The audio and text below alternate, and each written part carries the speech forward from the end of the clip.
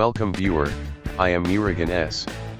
This video tutorial describes how to delete all restore points in Windows 10. Type Control Panel in Windows search bar. Click Control Panel. View by small icons. Click System. Click System Protection.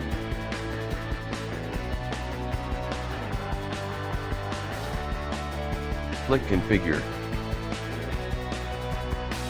Current usage is 1.82 GB. Click Delete.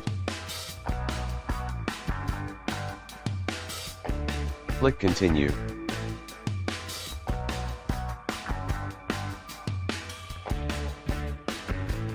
All restore points were deleted successfully.